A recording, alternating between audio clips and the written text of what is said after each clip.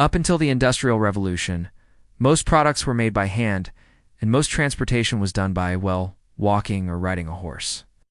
And while that's great if you're moving short distances, it got real annoying when you had to get somewhere fast. Enter the Industrial Revolution. New machines made products cheaper and faster than ever before. And with all these new inventions, came a new way to move people and products quickly over long distances. It was an innovation that changed the world. It was the railroad. For centuries, if you wanted to travel across the country, you'd have to go by horse or on foot. But now with the railroad, travel time decreased dramatically. A trip that once took weeks could now be done in hours. People and products could travel farther than ever before. And as more and more railroads were built, distant regions of the country became closer and connected.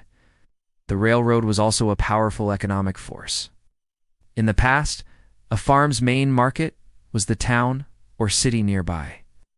But with the railroad, farmers could sell their goods to people farther away. New factories sprang up near rail lines, and with them came jobs, which drew in rural workers who left their farms for the first time. This wave of migration to cities would have a huge impact on urbanization. Cities grew larger and faster than ever before. But building a railroad wasn't easy. There were lots of problems to solve. Early engineers experimented with different ways to move the train cars. Some worked better than others, and it took a lot of effort to keep the tracks and the trains on the right path. They needed something to keep the trains on track. Haha, get it? 'Cause they're on a track. Anyway, the solution came from an English toy maker named John Ericsson. He noticed that a circular shape would stay on a curved track better than anything else. So in 1817, he patented the railway wheel. Voila! The wheels stayed on the tracks and the trains could keep chugging along to make sure the trains stayed upright. George Stephenson invented the locomotive with 2 sets of driving wheels in 1825. That same year, he also built the world's first public railway line. It was a 4-mile track that hauled coal for a mine in England. But Stephenson's greatest invention was his engine, the rocket. It was the first steam locomotive designed specifically for passenger and freight transport. In 1830, it made its first public run on the Liverpool and Manchester Railway. It could pull a load 5 times heavier than the engine itself and travel at speeds of up to 70 miles per hour. It was a little scary at first, though. People hadn't been used to traveling so fast, but the benefits were just too great to ignore. Across the United States, people began planning and building their own railroads. One of the first major railroads was the Baltimore and Ohio Railroad. It was the first common carrier railroad in the U.S., connecting the port of Baltimore to the Ohio River.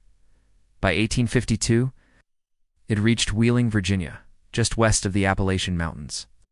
With this new route, Eastern manufacturers could get their products to the Midwest faster and for less money. Another famous early railroad was the Erie Canal. It stretched 363 miles from the Pennsylvania Railroad to Albany, New York. When it opened in 1851, it connected the Great Lakes to the Atlantic Ocean. Now people and products could travel between Chicago and New York City in just a few days. That meant Eastern manufacturers no longer had to rely solely on the goods from their local markets. They could buy cheaper, higher quality products from the Midwest. And those manufacturers could now sell their products further south into the developing states of the Midwest. One of the most ambitious projects was the Transcontinental Railroad, which connected the existing rail lines in the east with the Pacific coast. Before construction began in 1863, travel between the east and west coasts took months. But now, it would only take days. The project required a massive effort. Workers faced dangerous conditions and difficult terrain, but they pressed on.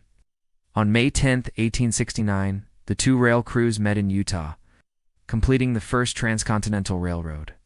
It opened up the western United States to more trade and travel, bringing in new settlers and transforming the country forever. Railroads forever changed how people and products moved around the country. They shrank the size of the country, making places that were once far away much closer.